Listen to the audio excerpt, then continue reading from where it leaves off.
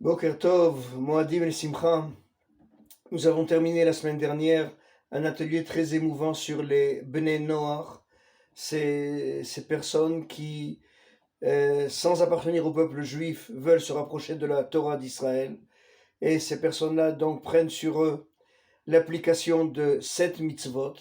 Vous savez que être juif, c'est, d'un point de vue religieux, c'est de respecter 613 mitzvot plus les 7 mitzvot des Bnei Noach, on arrive à 620 mitzvot qui nous donnent le nombre, le mot de Keter, la gamatria du mot Keter qui signifie couronne, est effectivement de 620. Les 613 mitzvot que le peuple d'Israël doit respecter, plus les 7 mitzvot des Bnei Noach. Et seulement à ce moment-là, alors on peut dire que l'humanité va couronner Akadosh Baruch Hu avec la pratique donc de ces 620 mitzvot. Et on aurait pu croire que le phénomène de Bnei Noach est un phénomène récent. Et c'est une erreur. Le phénomène de Bnei Noach existe depuis que le peuple juif existe, depuis que la parashat Noach a été donnée, et dans le Talmud, dans tous les écrits de nos sages, on fait allusion et on parle de ces Bnei Noach. Je voudrais, en ce qui me concerne, vous parler de le rappel des Bnei Noach dans un livre tout à fait extraordinaire qui s'appelle Ma'agal Tov. Ma'agal Tov qu'on pourrait traduire par le bon circuit. Ma'agal, c'est un cercle, et c'est le journal de bord qu'a tenu un grand Talmid Chacham, un grand sage d'Israël, qui s'appelait Rabbi Yosef David Azoulay. Alors les initiales de son nom, Chaim Yosef David Azoulay, vont donner le nom Chida. C'est par ces initiales qu'il est connu. Et ce Talmid Chacham a été un émissaire d'Eretz Israël. Vous savez que durant des centaines d'années, les 4 villes saintes d'Eretz Israël, Hebron, Yerushalayim, Tveriad et Tzfat, Safed, vont envoyer des émissaires dans les différentes communautés de l'exil pour prélever des fonds pour Eretz Israël, et aussi et surtout peut-être pour diffuser la Torah d'Eretz Israël. Vous connaissez tous le poème liturgique Lecha Dodi. Alors Lecha Dodi a été composé au XVIe siècle à Safed par Rabbi Shlomo El-Kabatz, et grâce à l'activité des émissaires, des Shadarim, moins de 100 ans plus tard, je vous rappelle qu'on parle d'une époque où il n'y a pas d'internet, de téléphone et de tous les moyens extraordinaires dont nous disposons, moins de 100 ans plus tard, toutes les communautés d'Israël chantent les Chadodi le Shabbat. Ça montre l'efficacité et les prouesses donc de ces émissaires extraordinaires qu'étaient les Shadarim. Peut-être que le plus célèbre de tous ces Shadarim était donc le Chida, Rabbi Chaim Yosef David Azoulay.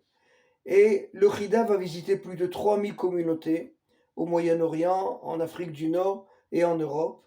Et entre autres, il va visiter la ville de Paris. Et alors, à lire son journal de bord, c'est quelque chose de tout à fait intéressant. Vous savez que très souvent, on a l'impression qu'il y a deux histoires. Il y a l'histoire générale, où on va vous parler de Louis XV, Louis XVI, Versailles, Voltaire. Et puis il y a l'histoire juive, où on va vous parler de Rabbi Akiva, de Rabbi Chaim Yosef David Azoulay. Et là, quand on lit le journal de bord du Chida, alors on a l'impression, on n'a pas l'impression, on comprend qu'en fin de compte, il n'y a qu'une seule histoire, c'est l'histoire des hommes. Mais selon la manière dont elle a été présentée, on aurait pu arriver à la conclusion qu'il y a deux histoires parallèles qui ne se rencontrent jamais. Et et le Chida, donc, nous raconte qu'il a été reçu par un notable de la communauté juive de Paris, monsieur David Naquet. Et ce monsieur David Naquet a beaucoup de problèmes dans sa famille. Entre autres, il a un fils qui lit les livres de Voltaire. Encore une fois, je ne sais pas si vous saisissez l'émotion d'entendre le mot Voltaire dans la bouche du Chida. Et il faut croire que le Chida comprend exactement les problèmes de monsieur David Naquet, et c'est de quoi il en est lorsqu'on a affaire à des écrits de ce grand philosophe français qui, malheureusement, n'a pas ménagé sa haine d'Israël dans ses écrits. Et donc, le Chida nous raconte les personnes qu'il rencontre à l'occasion de son passage à Paris. Et entre autres, son hôte lui propose de lui faire visiter Versailles. Et à Versailles, il est présenté à des personnages très importants de la cour, entre autres à un monsieur qui s'appelle Monsieur Fabre, et qui est le président de l'Académie des sciences de Paris.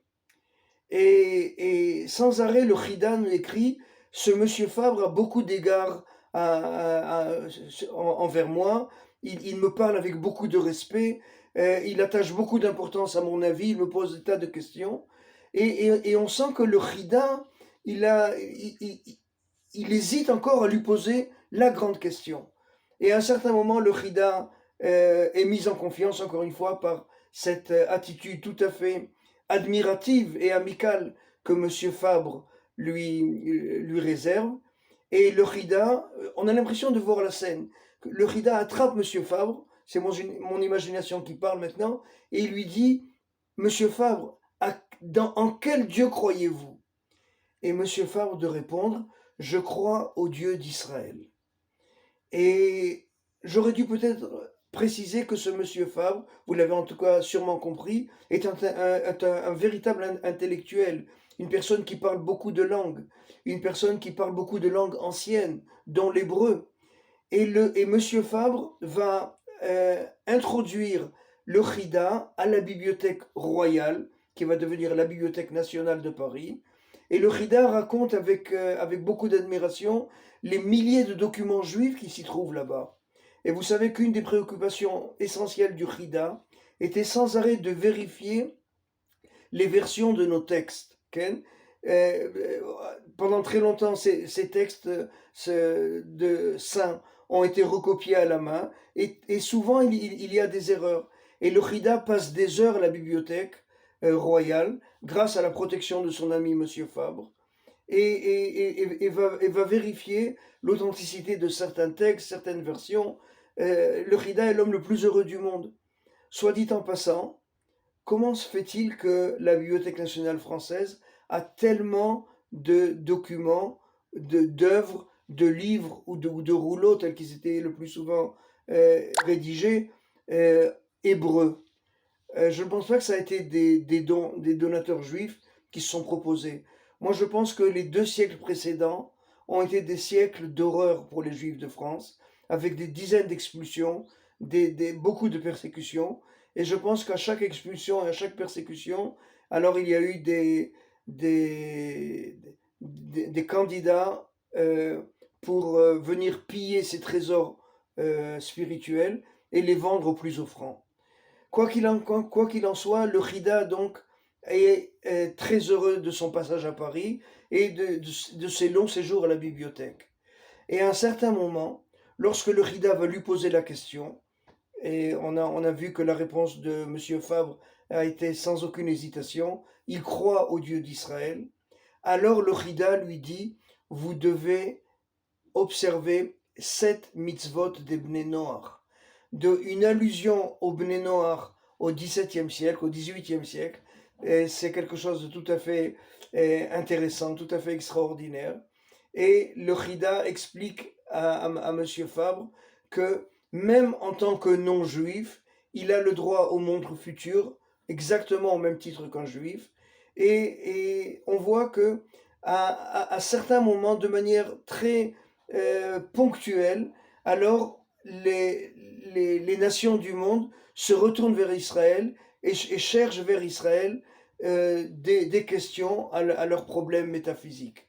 Aujourd'hui, Baruch Hashem, on vit une époque tout à fait différente, et les nations du monde commencent à comprendre, et spécialement avec ces derniers événements de la pandémie du Covid, les nations du monde commencent à comprendre le rôle extraordinaire qu'Israël a vis-à-vis de l'humanité tout entière. À très bientôt mes amis, Moadim et Simcha.